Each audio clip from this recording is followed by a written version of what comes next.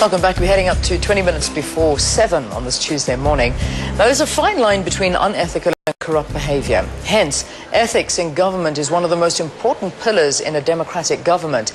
That is why the Constitution of South Africa makes various calls for ethical behavior by public officials. As stated in the Constitution, members of cabinet and deputy ministers must act in accordance with a code of ethics prescribed by national legislation. We're now joined by Fazela Mohammed, the Registrar of Members' Interests from our parliamentary studio, to give us clear guidelines on the law, procedure and policy of the Ethics Committee on Members' Interests. Fazela, thank you very much for being with us and welcome to Morning Live. Good morning.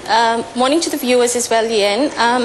Yes, the Code of Conduct for Members of Parliament, there are different codes. The one is for Members of Parliament, which is implemented by the Joint Committee on Ethics and Members' Interests. Underlying the issues of the code really are three things. Number one, the issue of transparency. So members are required to disclose their interest in an open and transparent manner.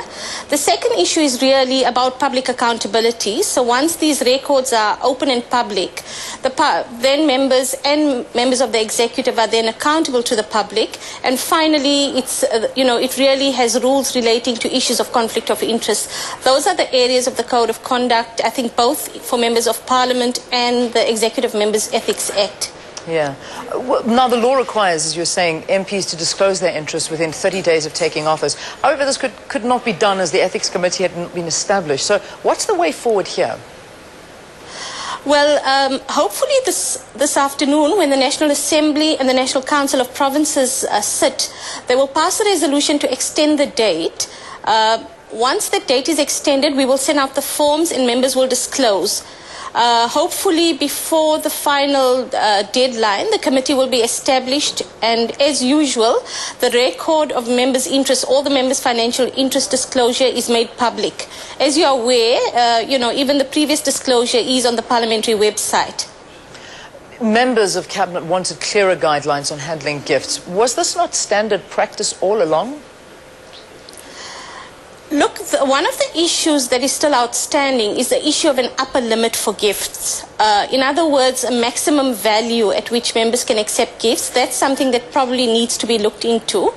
But I think, the Code of Conduct and ethical codes are new to parliamentary systems. And I think that as the practice emerges, these guidelines will become clearer, and obviously legislation always needs to be improved, and more can be done. So I think that while there are some guidelines relating to conflict of interest, we need to assist our members, both members of Parliament and members of the Executive, to actually comply with these in a more effective way. Yeah. I don't imagine the reason we're having this huge discussion, just to again remind viewers, was the gift that was given to the Transport Minister, Spoon Ndebele. However, he does not have that particular gift anymore. But I cannot imagine that this is the first time that something a gift of this magnitude has ever been presented to perhaps a cabinet minister or anybody and the like. So have there ever been problems in the past within cabinet regarding handling of gifts before? In terms of cabinet, there hasn't been, to my knowledge, a gift of this magnitude. It's not only about the magnitude of the gift, it's about the issue of conflict of interest. So I think that, let us look at this particular instance. I think that, there was a public disclosure of the receipt of the gift. There was public debate on the issue of conflict of interest, and the minister did the right thing and returned the vehicle. So this is, in a sense, while there was lots of public debate and discussion, an issue about public accountability, which I think people mustn't undermine. There was public accountability. Disclosure helps. The minister didn't receive it in a kind of hidden fashion. And so I think that while the rules need to be clarified, I think that it does provide some protection and some checks and balances. There were previous instances where members of Parliament, not members of the Executive, received larger gifts. And I'm aware that the Ethics Committee, when it closed its business in the previous Parliament, had left as an issue for the discussion for the next committee. Is how can we take forward the issue of the upper limit for members, gifts for upper limit, the upper limit of gifts for members of Parliament. So one needs to ask the question, was this ethical or unethical behavior? You know, I think it's not as clear cut as all of that. I think that in life, I think just about everybody will have some level of conflict of interest. The Australians view it in quite an interesting way. They say that conflict of interest is inevitable, and so the manner in which you resolve the conflict is fundamental.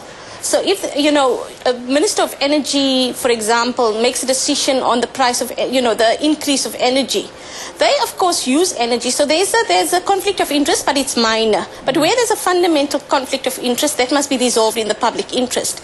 And so I think as long as it's resolved in the public interest, the Minister returned the car, and there was no question that there's a conflict of interest for him, I think then the rules have prevailed. Yeah, you know, I imagine that this incident is a lesson to be learned. Perhaps going into a public office, you know, such as the new ministers, perhaps taking up new positions. Is there perhaps, you know, I know that we're looking at the code of conduct, but do you think that there should be training on ethics before they take up these positions? Yes, I'm firmly of the view that there should be more training at Parliament in itself, for the members of Parliament, not members of the executive. We have done briefing sessions for both new and returning members. It was very well attended, and I must say that there's a huge you know, wish on the part of members to comply. Obviously, the difficulty with members of the executive is that they have a much more busy schedule, and perhaps there needs to be you know, time allocated to do the training, because obviously they bear the most scrutiny. Yeah.